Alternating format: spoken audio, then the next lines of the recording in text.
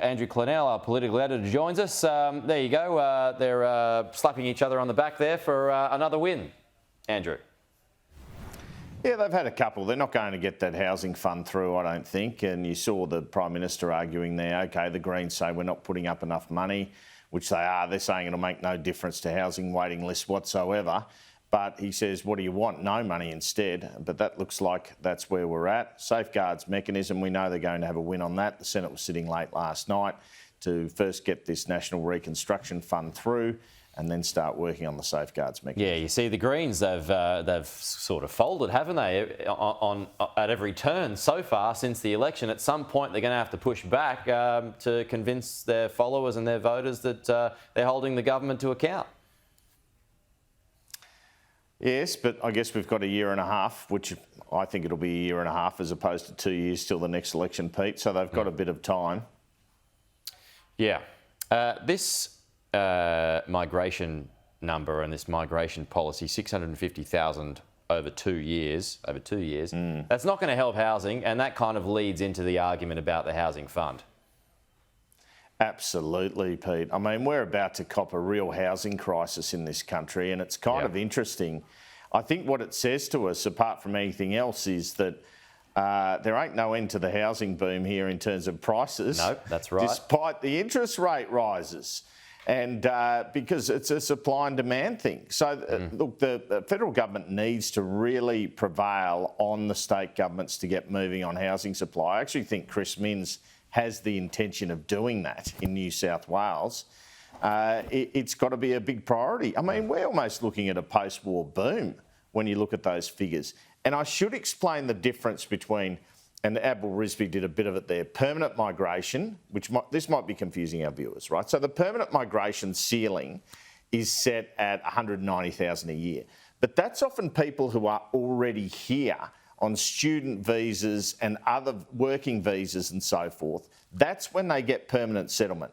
That's the amount we allow to permanently settle here, either through migration or they're already here. This net overseas migration figure, that's how many people are coming in for the year versus how many people are going out. So that's your student visas, your working visas, and as Abel Risby said, even your visitor visas and staying. The point is, we're going to have a lot more people here. We need it because we've got workforce shortages. I mean, especially in an area like health, which Chris Minns has been campaigning on.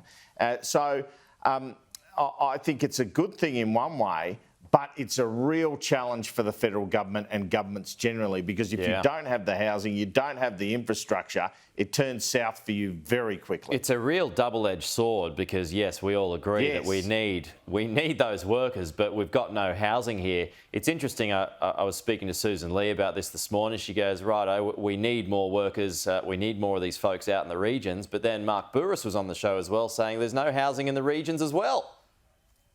Yeah, I mean, that's a common refrain, isn't it? You get more points or whatever if you settle in Adelaide or the regions, but I mean, people just don't do it, or they often have family or community ties here, so they go to the regions for 2 years and then move to the city anyway. That's just life. Well, meanwhile, and again, back to Mark, I mean, meanwhile, this all becomes inflationary because rents are just going to go up, landlords are going to ask for more, and because demand is so high, people are going to pay it.